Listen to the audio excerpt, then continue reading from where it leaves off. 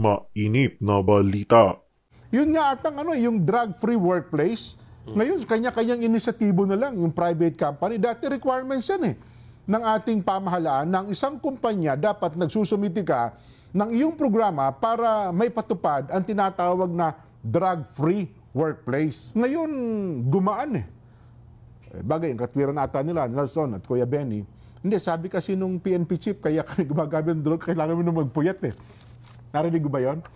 Kailangan daw nilang magpuyat para... Kailangan nilang magdroga para hindi sila makatulog. Ilatag na agad natin, Nelson, Kuya Benny, yung ating magiging Vox Populi. Marami kasi ang ninenervyos na ngayon. Tumataas ang kilay. Tumataas ang kilay at ang iba ay nagpapalpitate. Alam niyo kung anong dahilan?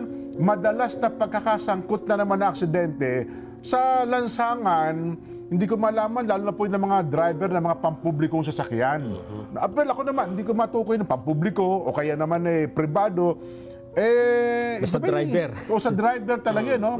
Human factor ba ito? Ito ba'y dahilan sa mga bagong sasakyan ngayon? Ano ba talaga ang dahilan? Well, ang ipupuntos lang natin, Kuya Benny, Kuya Nelson, ito pong gustong ibalik ng gobyerno.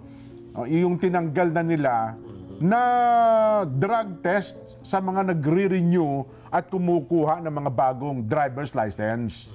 Diba dati kasi requirements yan Hindi ka makakakuha ng driver's license mo kung ikaw ay hindi nakapapasa sa isang sumasailalim sa drug test. Alam mo naman bakit naman kasi tinanggal dati yan? Dahil nga doon sa mga aligasyon na mayroong non-appearance. Paano ka naman magpapadrug test kung non-appearance ka? Tapos magbabayad ka ng dagdag para lang doon sa under the table. No? Well, noon, merong ganyan, bakit hindi inaksyonan ng gobyerno yung mga testing centers na yan na dapat sanay natanggalan ng lisensya, natanggalan ng permit, at of course, na-demanda sana. Ngayon, marami na po ang nadidisgrasya at ngayon pa natin sasabihin na magda-drug test tayo uli, abay, marami na pong buhay ang nawala. No? Ang masakit, kinukontra pa ngayon.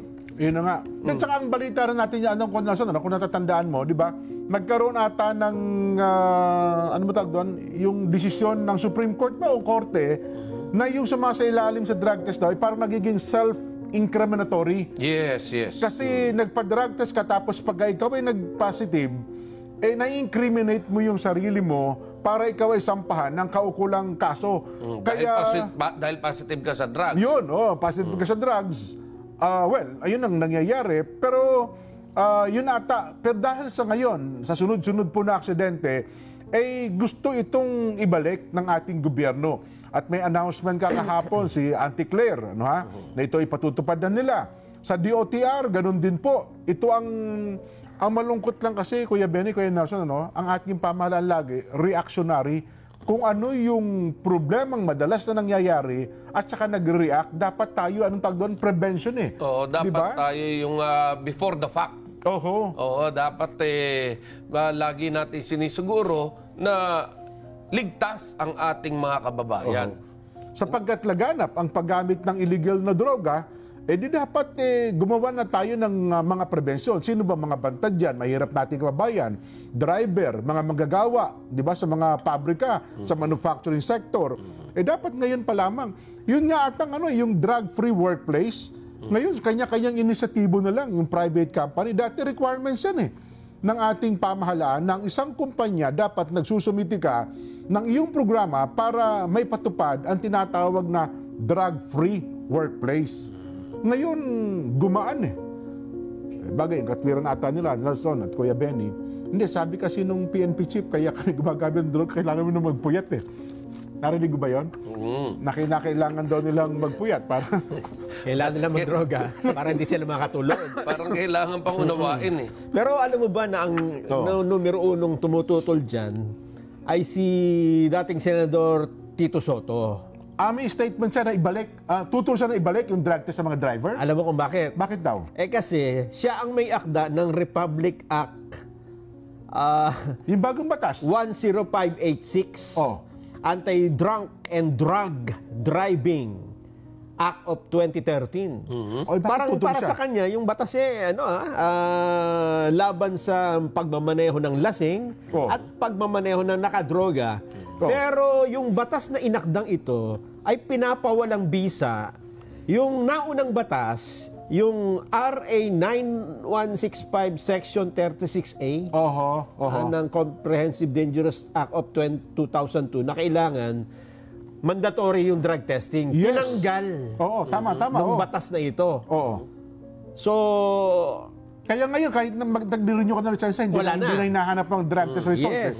So, ang ibig sabihin nito, bago mo patupad na muli ang mandatory drug testing, kailangan mong amyendahan yung batas na isinulong niya. Yun. Hindi, paano ko halimbawa, inutos, alam mo, ako may-ari ako ng bus company. Ipatutupad ko sa sarili ko, para kayo ay maging ganap na driver, o kaya naman ay makapagmaneho ng bus, gusto ko ipa-drug test kayo. Pwede ba akong sagkaan ng batas na yan? Ang sabihin, hindi, sabi ho ng batas, bawal yung ipatupad yan. Hindi, pribadong kumpanya ko, yun ang requirements ko eh. Yan ang requirements ko. Kung ayaw nyo sumunod, di humanap kayo ng ibang trabaho. Bayaran ko yung mga benepisyo mo. Doon naman papasok yung sinasabi mo na self-incrimination. Ayun. Pero wala pa namang test case eh. O pwedeng magpatupad yan para makita natin kung pwede ba yan o hindi.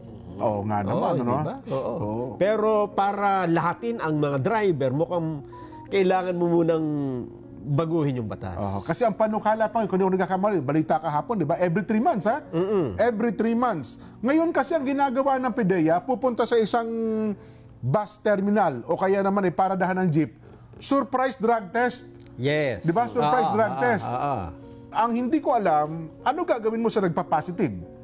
Di ba? Kasi yung nagpa-positive na yan, meron niyang confirmatory test eh. Tsaka merong sinasaad sa batas na kapag nag-positive ka, ay kailangan kasuhan ka.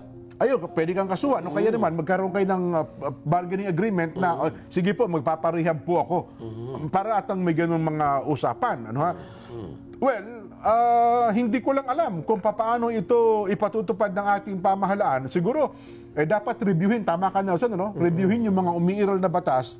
Ito po yung pinapanggit natin dati. Minsan kasi mayroong magandang batas eh. Pero dahil sa merong ibang hindi sumusunod, nilalabag at pinaiikutan ng batas, ang nangyayari, sige, huwag na natin ipatupad yan, baguhin na natin ang batas. Hindi dapat. Dapat siguro, ang ginawa nila, ay ganun ho ba? O higpitan natin ang batas. Maganda layo ng batas eh. May umikot, merong mga gumagawa ng hocus-pocus. Di dapat, higpitan natin ang implementasyon para hindi po napapaikutan ng batas. Di ba dapat ganon? Dapat ganon nga. Dapat i-analyze na mabuti kung ano yung mas makabubuti sa ating bayan. At ano yung mas magiging pabor doon sa maliliit nating kababayan. Nangyayari hindi. Mas nagiging pabor doon sa mga kapitalista. Ayun na nga. Agrabyado yung taong bayan. Pero mas maganda rin yung iminumungkahi ngayon ng DOTR Jen. Benny, ha? Kasi di ba sabi natin, ang dapat dito ay driver's education. Mukhang ito yung isinusulong ng DOTR. Na, kasi tinan mo, ang aksidente po pwedeng mangyari kahit na ang isang tao ay hindi nakadroga. Ayaw naman. Kung siya ay hindi maingat magmaneho, hindi niya alam kung ano mga tamang gawin pagka nagmamaneho na. Ang isang halimbawa, Nelson, yung driver nung Solid North, hindi naman positive sa droga. Inantok lang. Inantok lang. Yung driver na sumagasa doon sa NAIA, sa pinakahuli, ay hindi rin po sinasabing sa kanyang drug test, walang background ng drugs. Di ba? So, yun po. Yung mga safety. Yung mga safety. Kung paano dapat In fairness, Solid North. Patapos yung aksidente, kinabukasan ng umaga, nagdeklara ang DOTR na bawal pumasada muna. Yung mga bus nila. Yung mga bus nila. Pinatigil. Nung gabi, kasalubong ko ron sa Meroses. Alam nyo, huwag natin pinaglaloko yung taong bayan. Ang importante po ay yung buhay pong mga nawala. Hindi, baka naman yung papunta ng terminal, pabalik na. May pasahero ba? May mga pasahero. Yun lang. Isipin mo sa Roses, dumaan ang laki-laki ng bus. Ay, di ba? Anyway, siguro ilatag natin ang ating magiging Vox Populi sa araw na ito. Kayo pong aming tanungin. Meron ho kasing dalawang idea Meron pong mapabor at meron pong, ang pisto nata, parang mayroon ding disgusto, Yung grupo na pinag-isang sama ng mga super operators nationwide. Sinasabi nga nila, dagdag gastos daw to. Ayun. Dagdag gastos man yan, siguro mas mabigat yung buhay ng tao kaysa yung pera.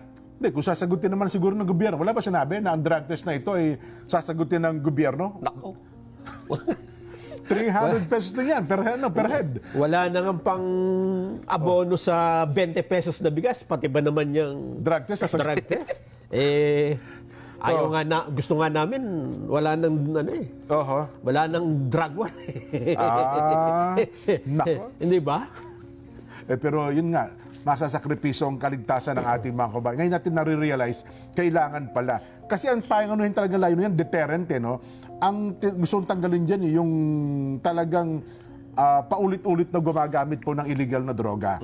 Well, anyway, kayo po ang aming tanungin. Payag ba kayo, mga kababayan, na ibalik ang drug test sa mga driver ng pampublikong sasakyan? At yung drug test na ito gagawin na every 3 months. Tama ba ako?